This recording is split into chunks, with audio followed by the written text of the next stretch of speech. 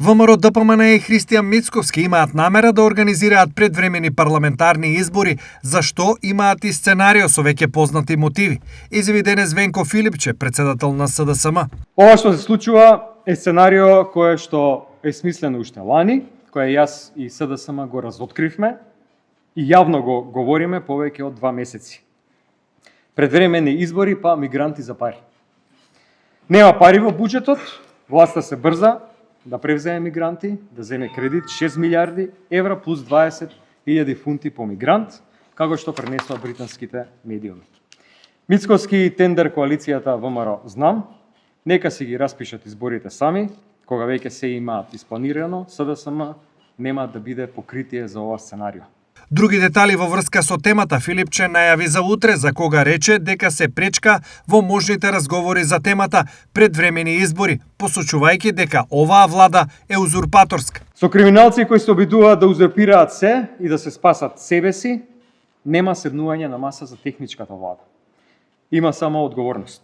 Сето она што СДСМ го говори во изминатиот 1 месец, сега се случува пред очите на граѓаните. Се потврди поврзаноста со СНС и со Србија. Исто така, тоа што го зборувавме. Како е можно во рок од само 1 час по изјавата на Вучич во Србија, Мицковски да ги споменува изборите?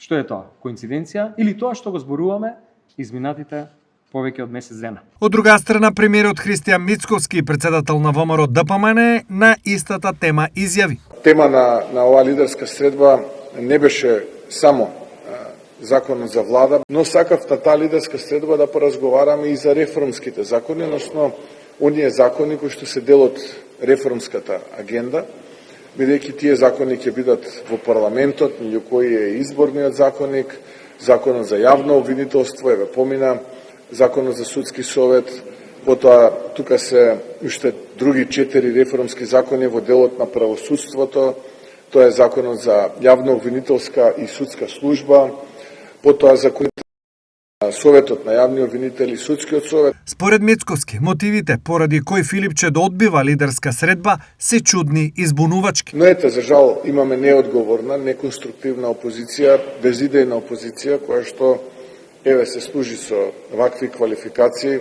Пораките се збунувачки, доскоро тие бараа лидерска средба, сега кога има лидерска средба ја одбиваат, велат дека се за интегрирање на државава во Европската Унија, зборуваме за реформски закони, тие повторно бегаат, но тоа е што е. Ние како влада работиме за интересот на граѓаните, ние ќе градиме, ние ќе создаваме, се што е во наша моќ ќе сториме за да ги придвижиме процесите напред, а тие, предпоставувам, одбрале да продолжат да тонат во своето опозицијско политичко моќуриште.